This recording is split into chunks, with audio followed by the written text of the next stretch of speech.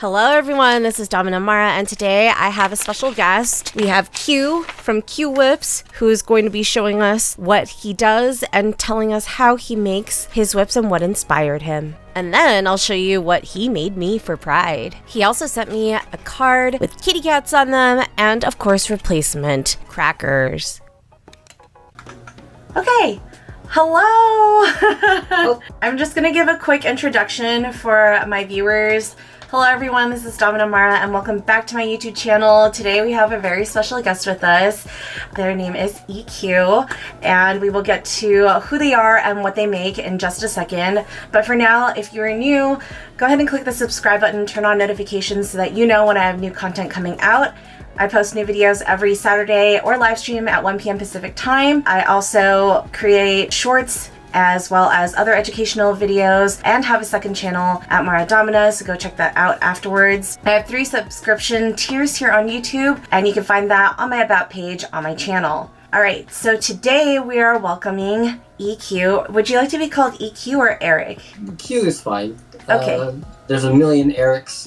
My last name begins with Q, so EQ, that's how it came along. I was just Q in high school and throughout everything in my life, so. I love that. Okay, so Q, who are you and how long have you been making whips for? I've been making whips for a little bit over close to 3 years now. You said that I make whips. I make whips. Yeah. Yeah, I got into it when I was a kid and my brother showed me how to crack a whip and then I was like, this is really cool. And I kind of put that on the back burner and continued on with my life until about 2018 when I had a little bit more time for myself and to figure out some stuff that I like to do. You know, it's very satisfying when you crack a whip, like kind of like throwing a knife or throwing an axe and making it stick into the target. And you're like, you get that little rush of, and that little pride in yourself that you did something. I enjoyed it. I bought a cheap one off of Etsy and I learned a bit, but it kind of fell apart and I was like, okay, how do I get a hold of a good quality whip and for a fair price? I found a tutorial about how to make one and then I was like, okay, I really love arts and crafts, so let's dive in. So I found a few tutorials and some of them were not so great and some of them were like, oh my god, like wow. I picked and chose the ones that inspired me the most. I was like, okay, I'll go for it. So I ordered a couple of hanks of 550 parachute cord. I made 3 and I had a little bit left over for more.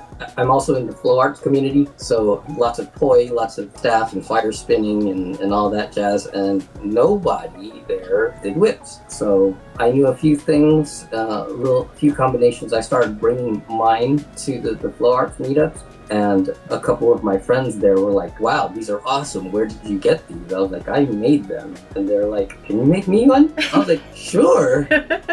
Okay. So I made like 5 or 6 of them for different people, even some repeated customers. And I was like, okay, this really has to mean something. I think I'm doing something right. I dove a little bit deeper and then I looked at all the different patterns and all the, your classic black and you have your classic brown. But then like, I was like, well, what about a purple one? The purple is my favorite color. I thought about making a purple one, but first I was like, hang on, I want to get good at this and make a nice one before I start using my favorite color. So I started with red and I made a few and it turned out pretty well. But then I started diving into the different types of whips because the ones that I made were... Well, hang on. Don't jump.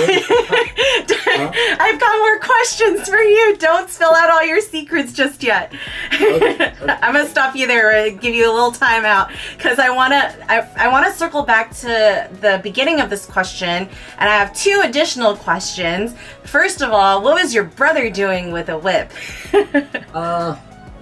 Well, I was about 13 and he was about 20 at the time, so I don't really know. I was just a kid, like being a kid, and he was like, here, check this out. Well, my brother, he's very big into the martial arts community. Okay. He's the one who taught me how to throw a knife. He's the one who got me into martial arts myself. And I guess whip is kind of associated in martial arts as well. The way that I use them nowadays isn't really more for that. It's more for performance-wise. But my brother, he's a big inspiration to me. He's my kuya.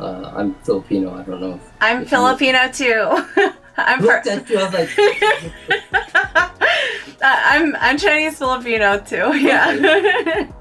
Yeah. And then the second question that I have is, how long did you play with that Etsy whip for you to realize, hey, like I'm using this a lot and it's not that great of quality, but I want to start making my own? I ordered a 4-foot whip and experimenting what I could do with it. I was flinging way too hard. My technique wasn't all that great. So I was like, you know what, let's buckle down. And I found some tutorials of how to properly crack a whip. And they had recommendations of what kinds of whips are suited to someone who's learning, someone who's very experienced, someone who performs at the Renaissance fairs, the professionals. And I was like, okay, this is a good starter whip and it's within a good budget to actually make one. It just takes a lot of time too. I sat down, did a lot of studying. So how long between when you first purchased your whip versus like when you actually started making it? Okay, it was about maybe 3 months into the Etsy whip that it started falling apart. The heel knot came off, and then I was like, I need to make some sort of repairs. I took electrical tape and wrapped the handle. It turned into a janky whip. And yeah. And, oh, that's cool. I just wanted to know like how long it took for you to just be like, okay, I think I should make my own now, kind of thing. Yeah. Okay, so you mentioned that you are a performer. Do you perform at Renaissance Fair only, or do you have other performances? Are you also into kink, or do you kind of keep those things separate? Whatever you like to disclose. I generally keep those two worlds separate, although sometimes they do collide. After I started making whips, I was asked if I could do floggers as well, and I was like, oh, maybe? I put some together and they liked them. I've sold a few of those. As far as usage, I'm more into the performing arts. They're two separate elements and two separate facets of life. I'm not actually very into the kink scene as in actively pursuing it. I've studied, had my experiences, and at this point of my life, I'm kind of just laying low. I actually haven't been performing for the past almost year now. Okay, that's kind of a lie. A visit to San Diego not too long ago, and I did a couple of fire performances. So I do whips on fire as well. It's fun. Yeah. I'll send you some clips of that whenever you get the chance. Awesome. I actually am the reverse. I got into flow arts because of kink. So my favorite implements are floggers actually, but because I knew how to do Florentine, that translated into, I don't click very well myself with poi. I really appreciate people who are the types of artists that poi can like create out of performers. But for me, I do silk fans, but I use them closed a lot and I use them like I would do with floggers. It's more organic to me and I really love the shape and the like flowiness and the lightness of that prop, and that's why I select that. But I kind of like got the similar principles, and now that I'm getting more into whips, because I've had a dragon tail for many years now and I've had a 3-foot bull whip, and like there's some like single-handed things that I could do. I only have one of the same kind, and so I can't really do double-handed with that, but I feel like once I get good with one hand, then maybe I can start adding a second hand, but I want to like solidify my dominant hand first. So yeah, that's really cool. I love that you're into flow arts and fire spinning as well. Oh yeah. My next question is, do you have a name for your work, or do you just go by EQ or Q? I opened up an LLC earlier this year. It's Q's Whips. I just purchased the domain. I am working on getting my website set up, so there's a new facet of that, trying to learn the whole business aspect. This is my first entrepreneurial endeavor. Yeah. That's amazing. I will have that linked in the description box, as well as your information, like your Instagram and stuff, so that people know where to find you afterwards. But congratulations on creating that this year. Thank you. Where can people currently purchase your stuff? Because I know you're still starting out your website, so how can they go about like purchasing from you? I am available at q@qswhips.com. It actually works. I have an email. Yay. You can also message me through Instagram or Facebook or any social media. Just talk to me. He checks his DMs. Not quick. That's awesome. And then where is the location of your workspace? I'm currently in Chesapeake, Virginia. I started out in San Diego, but I had to do a big upheaval of life last year, and I have a lot more time to myself over here, and I'm enjoying my arts and crafts time. So I love that. And then we'll also get to insert a couple of clips here with his workspace and his workflow in just a second. How long have you been in operation for? So you said about 3 years ago you started like making actual whips and then selling them to people who were in the flow community first, yeah? yes. Okay. And word got out real quick. I did a few posts on Facebook, and they're like, "Hey, this is awesome. You make this. Where can I get one? Just talk to me." Awesome. Yeah. Which are your favorite designs so far? And is there a difference between handles for your whips versus floggers? I know obviously the construction of it is going to be different, but for the design and the patterning of stuff, is there differences? Do you do the same inlays for things? How do you go about that? Well, I have some here readily available. Let me grab some real quick. I usually sell them in pairs. Here, pink ones, for example. Cute! This is called the herringbone knot. And put little Ah, yes. Some of them have like, this one is brown with gold and has more like rhinestones Oh in my it. god, it's so cute. This one is all teal. I have a silver and black one. Ooh. They all have pairs, and this one has a dragon inside of the handle. So Beautiful. I like the different types of designs of the knots. When it comes to the handles itself, like this in comparison to my favorite pairs is the rainbow twin. I love them. These ones I'm especially proud of. I got them to coordinate with each other, and then I have like a little white lotus tile on the bottom. I'm a big Avatar that last Airbender. Yes, me too. I am as well. The white lotus is in there. Here's another one that I put in a lot of time on this one. This is probably like 20 hours of work on the handle. Oof. Yeah, I saw that on your Instagram and I was like, man, that's so gorgeous. Do you have to count how do you go about creating a design like that and where it's all like perfectly aligned and like symmetrical? Well, it's technically graph paper, but it's just faced this way, and then you put in where you want it, and there is actually an app that calculates like how many strands you go over and under and weaving through. And it tells you step by step on how to do it. With something like that one took a bit of patience to do. For sure. So that one is probably one of my top favorites. Of course, I've also got pudding here. Pudding this one is one I'm also especially proud of. It's red and black, and a carbon fiber hole. Yes. If you can see, it's the Harley Quinn logo. Oh, yeah.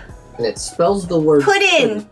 I put her logo on the bottom too. And awesome. I think this is a 5-foot thong on a 2-foot fall. So total, this is 8.5 feet. So are these your personal toys or are they made for customers? Like these two that you just showed? The ones that you've seen so far, except for the floggers, are all personal. Okay. I do have some for sale. Well, I have a whole bag. I could show you. I have a catalog. Oh, okay. Yeah, we could get to that in a bit. Do you vend at events at all, like Renaissance Fair or flow community things like festivals? I've tested my hand at Vending, and I went to an arts and craft. It was called a Goth and Dark Arts Maker Festival. Oh. And there was a lot of artists, a lot of painters, a lot of 3D printed artists, crochet, and I was the only whip guy there. I just stood there behind my table, just cracking a small one, and I got lots of energy coming towards me, and I ran out of business cards. That's awesome. I left there with more money than I came in. Yeah, hell yeah. It feels good. I'm going to put the energy out there to start vending at more other events, Renaissance fairs. I'm trying to get involved in the SCA, Society of Creative Anachronism. It's more of the medieval type of stuff, and LARPs and... Yeah, yes, I'm not a participant of LARPing, but I've seen the amount of craftsmanship that people put into their outfits, their tents, and all this stuff. I may actually have to like meet up with some of these makers too, just because like it all overlaps. Like the Ren Fair, the kink, the LARPing, the flow arts community, we all kind of overlap somehow, and it's just really cool to see the differences, the variations that people come up with, and it's awesome. Yeah. All put it together. Oh, how often do you buy supplies? Because everything is obviously handmade, minus like probably the carbon fiber. But for paracord, let's just say, how often do you buy hanks of it? Oh, I buy them in 1,000-foot spools. Whew! Okay, yeah.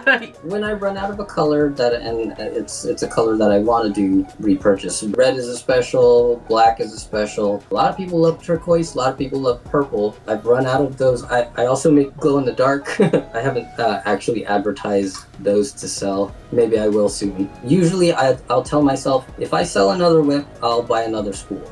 Okay? So I sell one whip, and a spool of 550 cord is actually not that expensive now that when you think about the cost. You could buy, well, I don't know if we want to get into numbers here, but in a second we will, but if you want to roughly state what a spool would be. Okay, it takes about maybe 100 to 200 feet per whip, depending on how thick you want it and how many layers.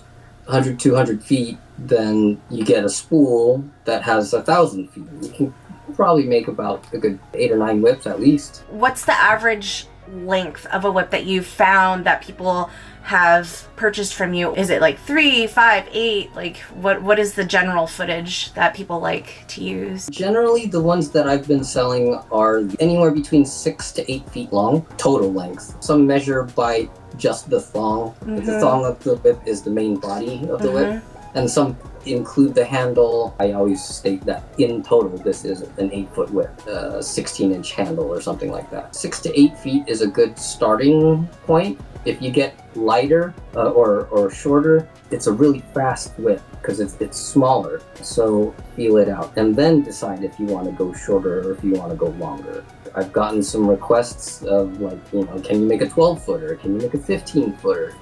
Yes, I can.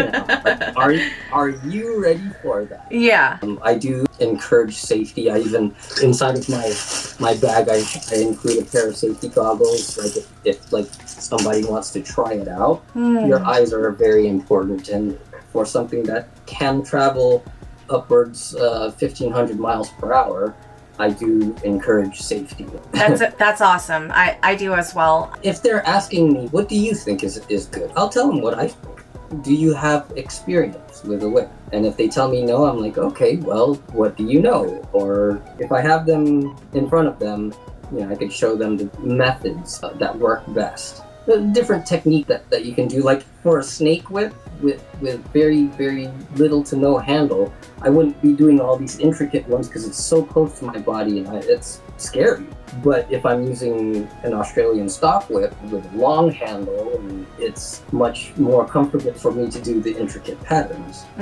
It's usually that type of conversation if they want to know more about actual knowledge about whips rather than just, I like that, it's shiny, give it to me. Although, like, if they're just doing it for collection, that's totally fine as well. It's up to the user, really. Cool. What do you think you make more of whip-wise? Like, do you have a specialty? Do you have a favorite that you like to make versus, like, what people actually, like, request? I've gotten requests for mostly hybrids because they're on the less expensive scale versus a bullwhip. And hybrids, they're sometimes referred to as performance hybrids because most performers, like at the Renaissance fairs, that's what they typically use. I mean, you can see the Australian stock whips, but those are for the enthusiasts. Like, I'm not saying that you have to be into whip cracking to get an Australian style stock whip, but there are some who do it just to have one, and the prestige of having a bull whip versus a hybrid whip versus a snake whip. Do you enjoy making those the most, or do you what's your personal preference? I do love making bull whips. I do love making stock whips, and I do like making very, very custom like the carbon fiber one, that's near and dear to my heart. The only person I would probably ever let go of that one to is probably Margot Robbie herself. Hand deliver it, because there's so many intricate patterns that I am dreaming up of that are a little bit more difficult to do on a hybrid. Are there any unique features you have for the whips that you make? Right now I am putting the Filipino sun on the hilt. I had this sun specially made. I love the Filipino sun.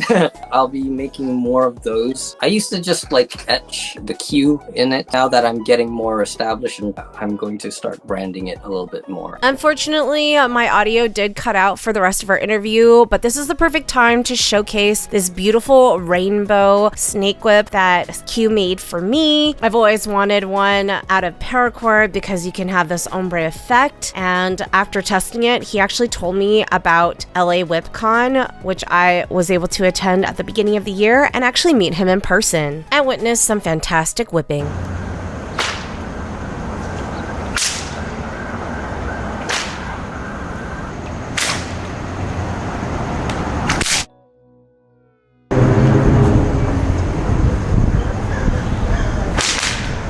LA WhipCon was in January of 2024. It is an annual event in Burbank, and it's a really cool way to see what kinds of techniques people use, as well as meet some of the makers around the country.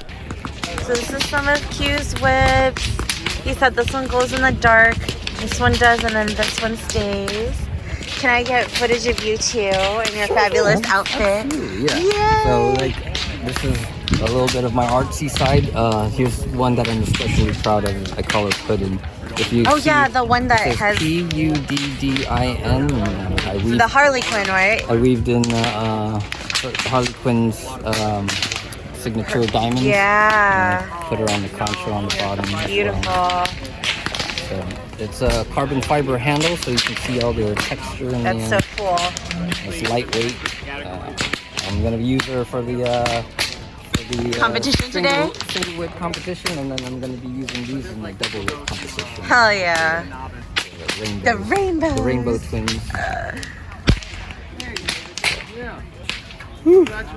Big day. Big day. Good luck.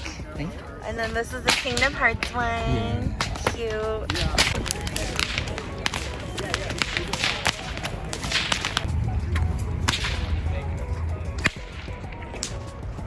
Good job.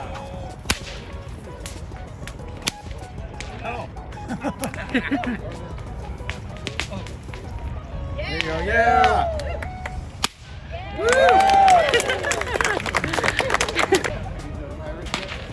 And in first place, finally winning an award.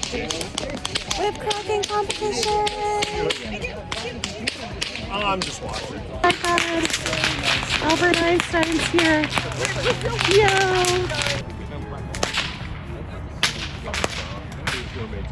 Right now, so. Nice. All right.